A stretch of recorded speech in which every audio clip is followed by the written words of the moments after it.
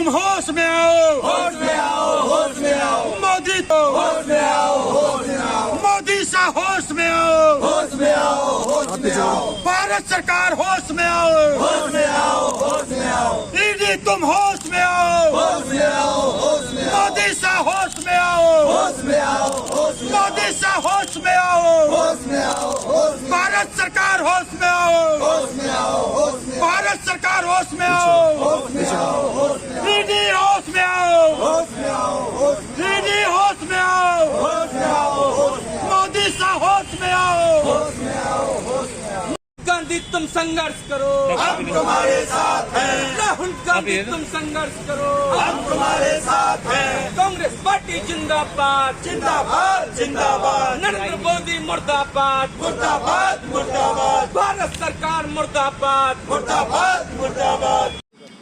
जैसा कि आप लोग भी जानते हैं, इस भारत की जनता भी जानती है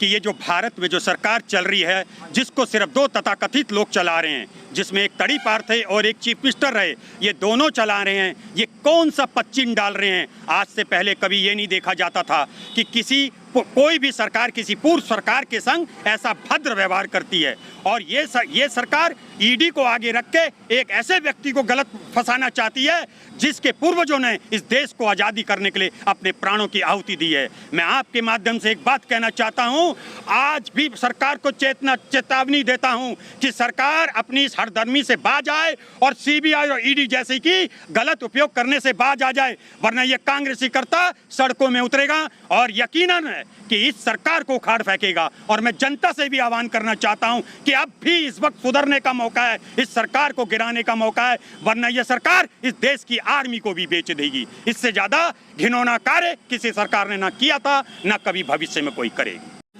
क्या मामला है आज जो ज्ञापन दे रहे हैं? आप सब लोग जानते हैं लगातार जिस तरीके से ईडी विपक्ष के नेताओं को अपने कहीं ना कहीं भारत सरकार के इशारे पर गलत तरीके से उनका उत्पीड़न करने का और ईडी का दुरुपयोग करने जा रहा। हमारे नेता आदरणीय राहुल गांधी जी को लगातार आपने देखा कि 3 दिन से लगातार उनको बुलाया जा रहा है और ईडी समन भेजकर जो संपत्ति कांग्रेस पार्टी की संपत्ति है, जिस अखबार ने देश की आज़ादी की लड़ाई के समय में भी विदेशों से लेकर और देश की लड़ाई लड़ने का काम किया,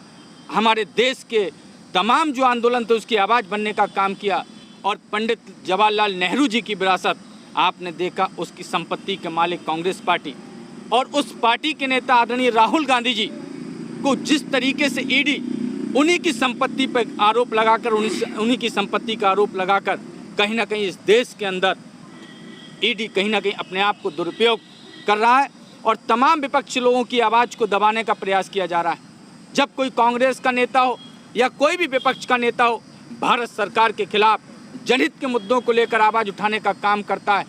तो ये ईडी और सीबीआई का दुरुपयोग कर ये भारत की सरकार लोगों की आवाज़ को दबाने का प्रयास किया जाता है। कांग्रेस पार्टी का ऐलान, हमारे नेता आदरणीय राहुल गांधी जी सच्चाई की लड़ाई लड़ने वाले हैं, सच्चे नेता हैं इस देश के। मोदी जी को डर है उनकी बढ़ती लोकप्रियता से, देखा कि उन्होंने बेरोजगारी का मुद्दा उठाया और महंगाई के मुद्दे तमाम संसद से लेकर सड़क पर उठाने का काम किया। इसी के डर से उन्होंने ईडी का कहीं ना कहीं उपयोग करके उनको कहीं ना कहीं आवाज़ को दबाने का प्रयास किया है। राहुल गांधी जी के साथ हम डटे हैं, सच्चाई का सामना करेंगे और ना झुकेंगे, हमेशा आगे बढ़े हैं और आगे बढ़ेंगे और इस देश की आवाज़ बनेंगे। हम इस ईडी और सीबीआई से डरने वाले नहीं हैं। इसी को लेकर आज हम तमाम कांग्रेस के लोग अपने नेता राहुल गांधी जी के कंधे से कंधा मिलाकर खड़े हैं और उनकी सच्चाई का साथ देते हुए हम इसी तरीके से आंदोलन करते रहेंगे। हमारा ये मांग है कि ईडी और सीबीआई का दुरुपयोग करना भारत सरकार बंद करे, नहीं तो 2024 का चुनाव है, जब कुर्सी जाती दिख रही है मोदी सरकार को, तो ये तरह तरह के हथकंडे अपनाने का प्रयास किया है। इससे हम डरने वाले नहीं हैं, हम सच्चाई का सामना करेंगे और आगे बढ़ेंगे।